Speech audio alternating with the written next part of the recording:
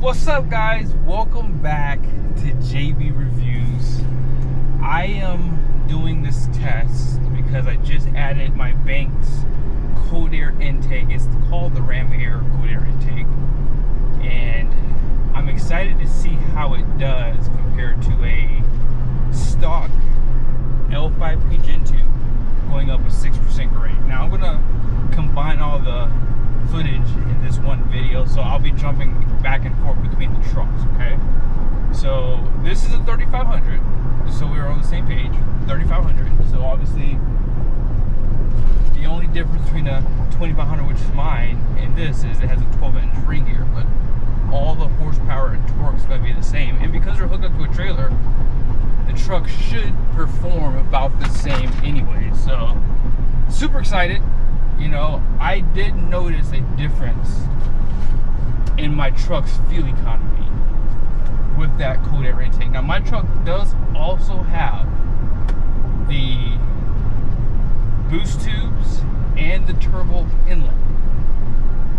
I'm not going to be using my PedalMonster in this test because I feel like that's like a handicap, so we won't use that. But I feel as though these upgrades should give us an idea of the performance. Now it's going to be 90 degrees today. It's 10:30. I tried to wait as long as I could, but I want to go ahead and get up this grade because I don't want traffic to build up, and I got to come back and do the exact same thing with my truck. So super excited. You know, people ask me this question all the time: do I really need a 3/4 ton, 1 ton truck to tow trailers like this? If you don't know, that trailer has my Corvette in it. And at some point in this video, I will let you guys know how heavy it is. I haven't gotten to weigh it yet, but I will let you guys know at some point.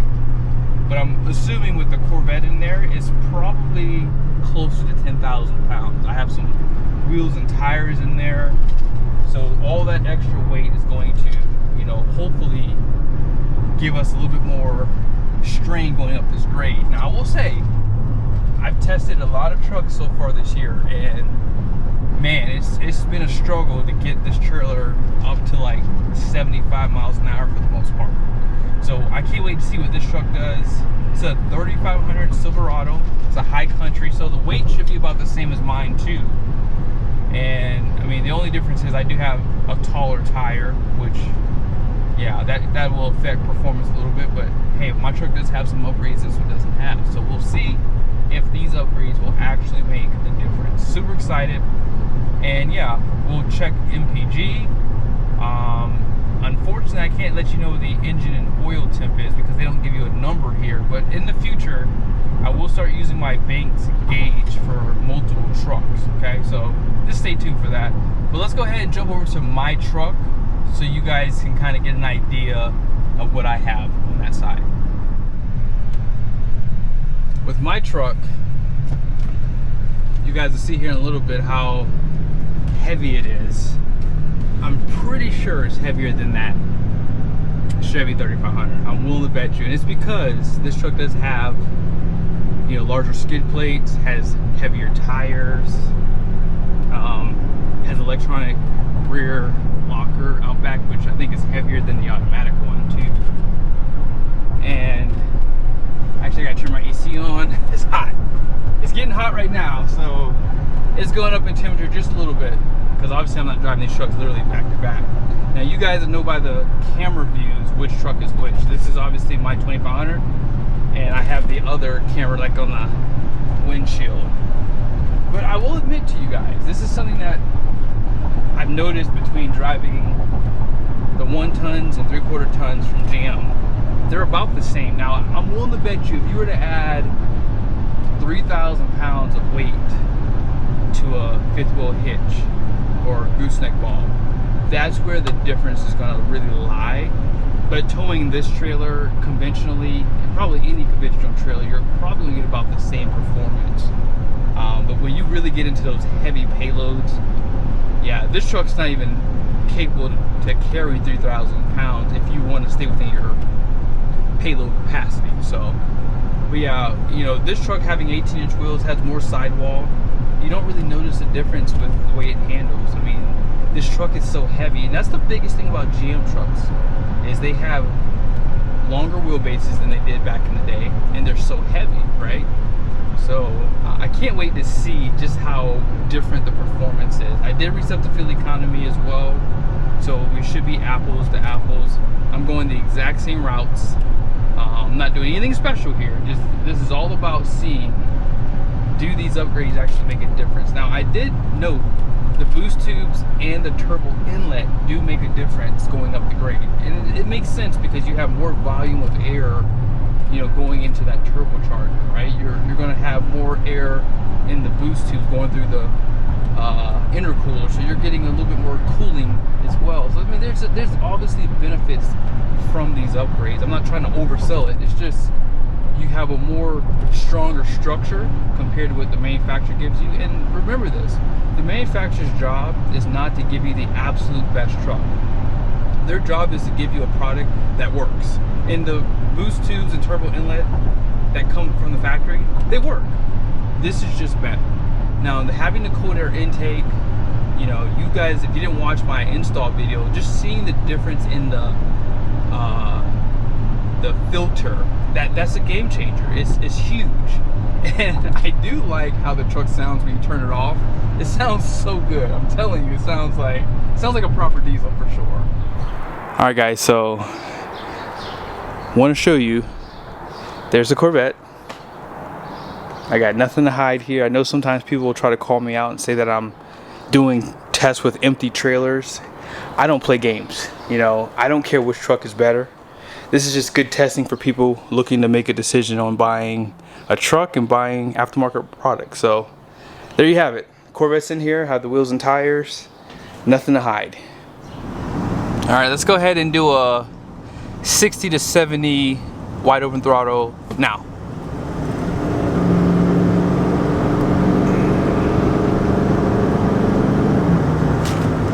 Not bad. The Gen 2 L5P did get some updates to the combustion, the turbocharger, and it does feel a lot more responsive compared to the Gen 1 L5P. So the horsepower and torque that these trucks have is pretty amazing, I would say. But is it enough to get it to 80 miles an hour? I want to see if I can get an HD truck to an 80 mile an hour run up this grade. It's very hard to get there. I know that some people are going to say in the comment section that you don't have to go that fast, and that's not what this test is about. It's not about speed. It's to see if the truck can actually get there. You know, obviously if you're doing this in real life, towing, I mean, I'm not trying to go 80 miles an hour, but what normally happens is when you get to this grade, you'll have some slow trucks, right? You'll have some slow cars, and sometimes you have to slow down. So it's just nice to see the type of performance this truck has. So that's why I slow down on this grade. So whenever people get mad about my testing, I do it for a reason, because in the real world, sometimes you will have to slow down. You see that truck right there? This is a perfect example of that. That truck has its caution lights on because if he's carrying a heavy load, he may not be able to get up to 50 miles an hour. So you may not be able to get over, which means you're going to be stuck behind a truck. And when you finally have a chance, you want the truck to be able to get going. So that is the goal for this test. I mean, it's not about feelings here. This is all about seeing how these trucks perform. I do the exact same thing for every single truck. So yeah, I'm excited to see what this one can do. I love these 3500s too. I mean, this truck definitely has really good stability. Now, this is not a lot of hitch weight for a 1 ton. It's probably about 1,500 pounds of tongue weight. I know it's a lot of weight. Actually, I don't know. Actually, my car is mid-engine, so it could actually change that versus my front engine car that I normally put in here, because it feels almost perfect. I might have to start using this for the half tons. All right, here's that 60 to 70. You ready?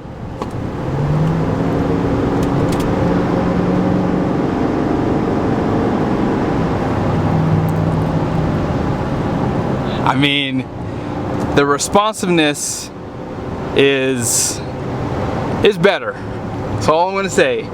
It's just more responsive, and I think that's the biggest takeaway.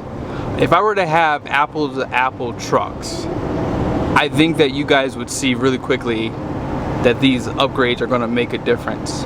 I mean, you can even tell that the turbo is just a little bit happier too, right? That's the biggest takeaway from this is, it almost feels like it's always in the turbocharger.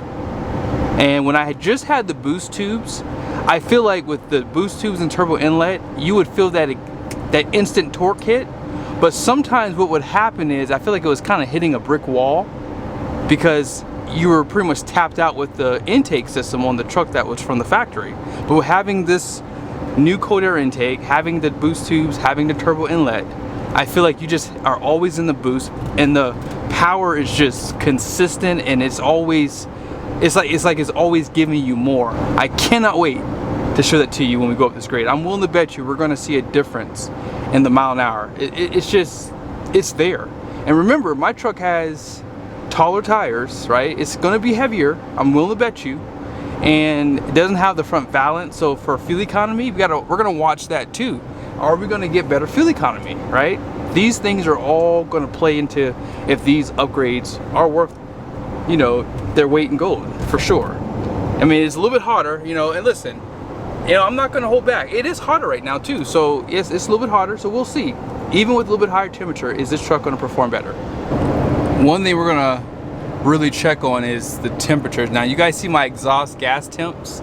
I thought my truck was doing a regen. I was like, please don't do a regen right now, because that will obviously affect the performance. But yeah, the EGT1 is the closest one, I believe, to the turbo. Then the second one is that, or actually that's the fifth one. That's where you can tell when the truck is doing a regen. When you have the EGT/5, that's will go up to like almost 1200 like degrees, or a little bit higher sometimes. And it's actually pretty high right now. You guys see my engine coolant temp, engine oil temp, so we're hot right now too. So like I said, we'll see how it does. So here are the numbers on the door. 12.1 GVWR, 7250 gross ax weight rating in the rear. And you guys see right there, this truck has 3,826 pounds and it weighs 8,274 pounds on the curb. And then here's that tire pressure. Now for my truck here, I have a 11,350 GVWR, 6,600 pound gross ax weight rating, and my payload is 2,855. But you guys see there, my truck is heavier, okay? And then here's my tire pressure. We have made it to the grade. Let's go ahead and slow down to 50. I'm gonna try to do it the exact same. There's a slow car in front of me. I'm hoping that they get out of the way, but here we go. You ready? We're at 48 here right now.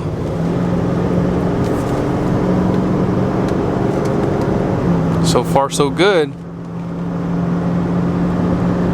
It's only 82 degrees right now, so not really hot, but wow, look at it go.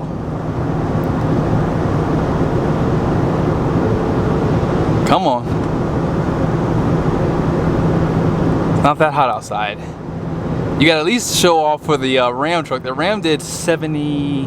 Actually, I don't know if I'm going to post that video before this one. Maybe I won't say it in this one. Come on.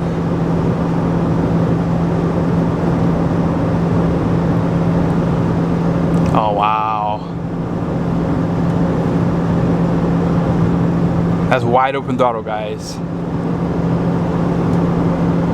And it does get a little steep at some point. It goes to like probably like a 7%. Come on, get going.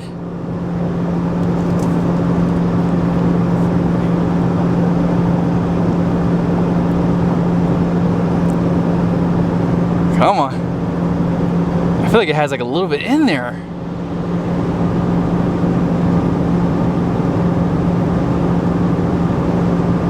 Oh my gosh.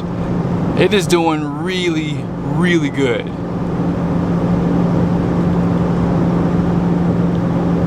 Come on. There's a slow car in front of me. It's that same car. I knew it was gonna happen. There we go.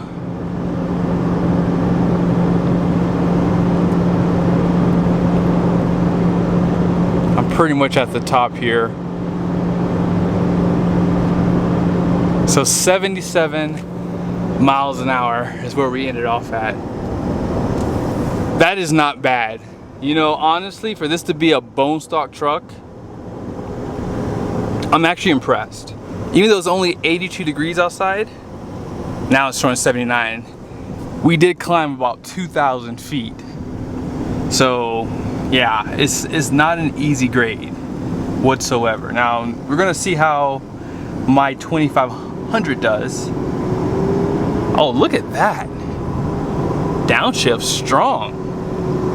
Of course, have the exhaust brake on and tow haul.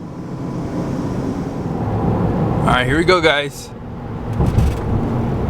Drop down to 50. Come on, here we go.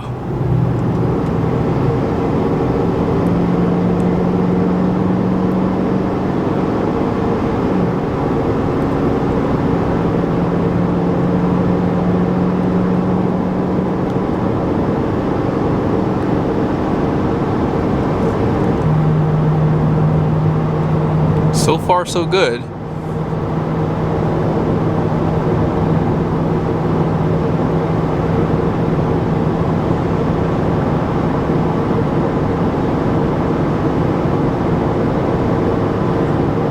Wow.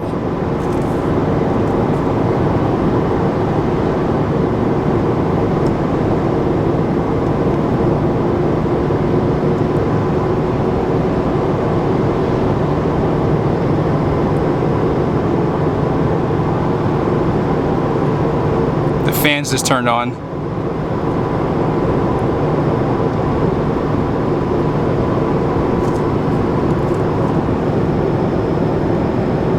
Oh, lost a mile an hour. Come on.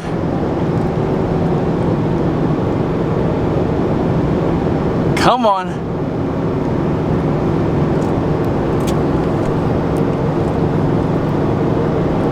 There it is.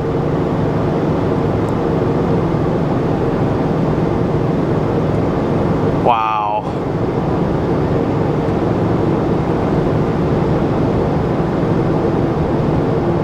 It's 10 degrees warmer. Heavier truck.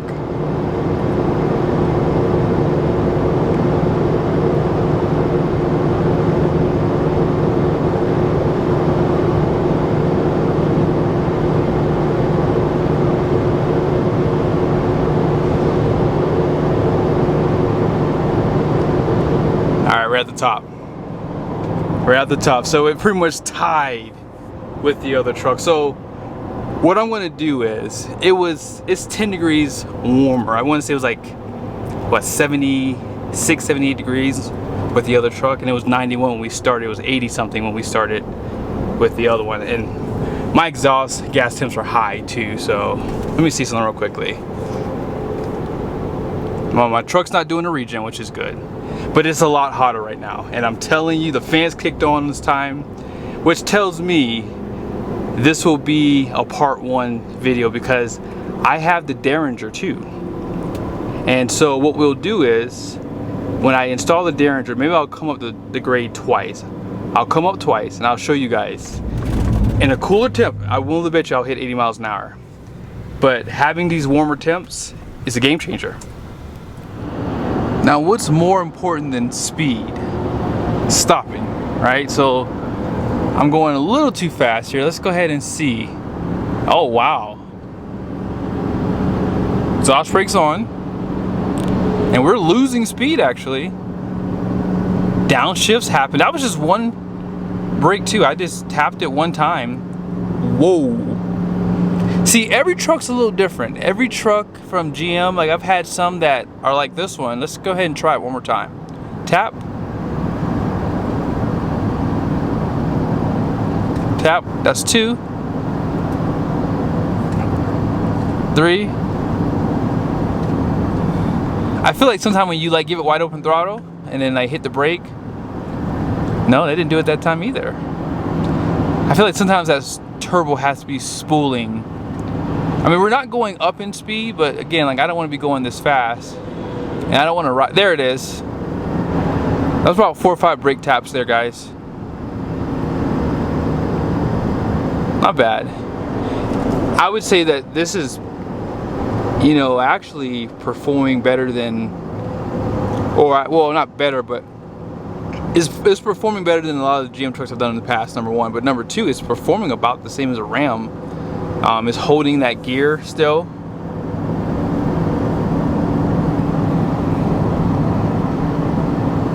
Tap one more time. I'm just holding it now. There it is. You know, consistency is the biggest key. I mean, granted, I have to hold the brake for it to do something. With the Ram, all you gotta do is just tap it. And it even has a dual stage versus a single stage exhaust brake. Let's see how my truck does with the upgrades. We're at 6.3 MPG at this point too, by the way. So I guess I can stay right here. I'm gonna tap the brakes. Just one. There it is. That's two. Maintaining the speed.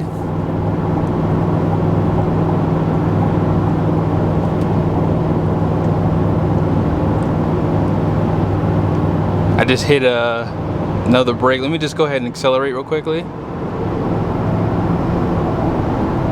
Let's see what happens. Oh gosh, that's not good. Alright, so that's one brake tap. I'm gonna do another one. There we go. Oh wow.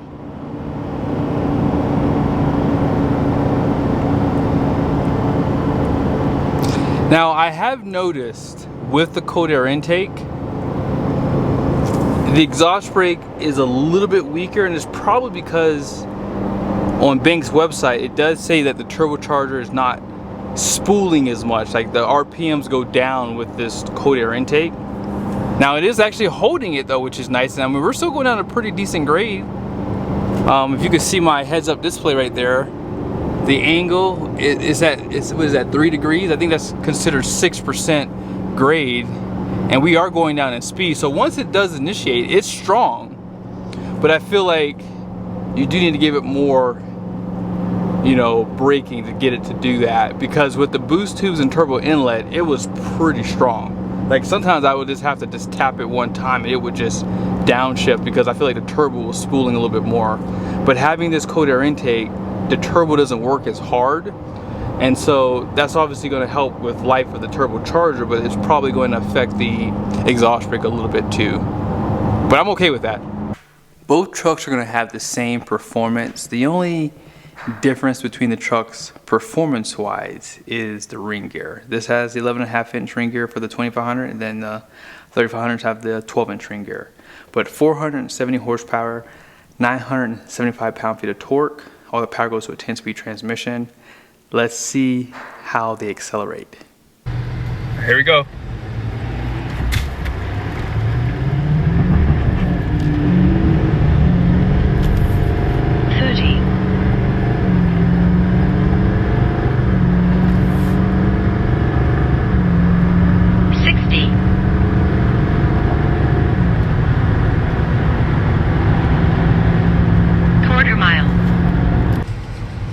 Here we go.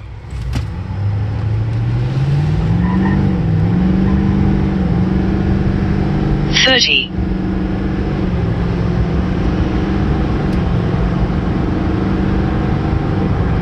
$60.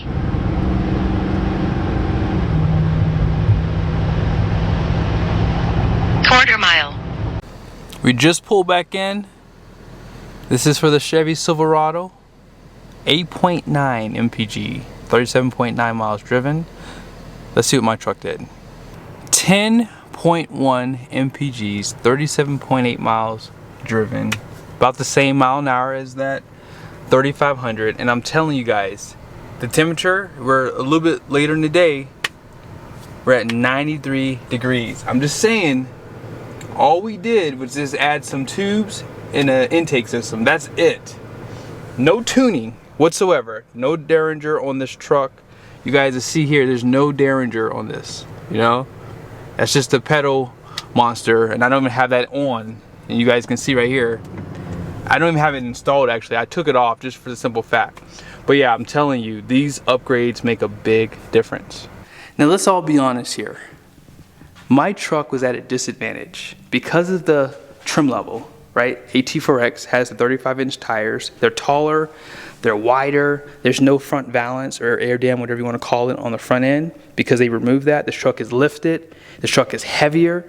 I put this truck last when I could have put it first because I wanted there to be no excuses. Now, the trucks both did 77 miles an hour, and I'm willing to bet you it's because of the temperature. But going up that grade the second time, later in the day, it was like, what, 12:30, it got a little bit hotter. And so even with that, you guys saw the 0 to 60 was still to the advantage of this truck.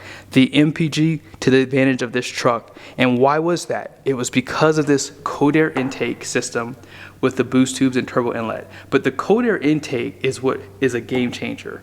These upgrades, the boost tubes and the turbo inlet down there, those are good for allowing the boost to come on quicker and more consistently. This cold air intake is really, I guess you could say, tuning the turbocharger to perform better. That's the best way to put it. There's no tune on the truck because I did not install my Derringer yet. My Derringer's right here. So that's not even on the truck yet. But regardless, the truck still performed well. And let's just be honest here. I'm shocked that it was able to hit 77 miles an hour with the hotter temperatures because the trucks that I've tested in the past were not able to even get that high. So yes, the cold air intake is a game changer. The boost, you get the extra sound, and you have the mid-range just 100% improved. And wait till I tune the truck. That will be the biggest end-all be-all. I think it'll outdo a high-output Power Stroke when time comes. I'll have to find one and put it up against that truck. But I hope you guys liked the video. If you would like to buy some of these products, I do have a promo code down below. I recommend this stuff. I think that trucks are not as reliable as they used to be, right? The manufacturers are not responsible to build us the most perfect truck, right? They're not doing that. That's why the intake systems have so much improvement to be had, and that's why Banks is able to get that extra performance. Same thing goes for the boost tubes, the turbo inlet, the CCV, which I think Banks is working on that really soon. And I'm going to wait for them to do it because I want that system instead of, the other ones. But yes, subscribe to the channel, make sure your notifications are on. See you guys soon.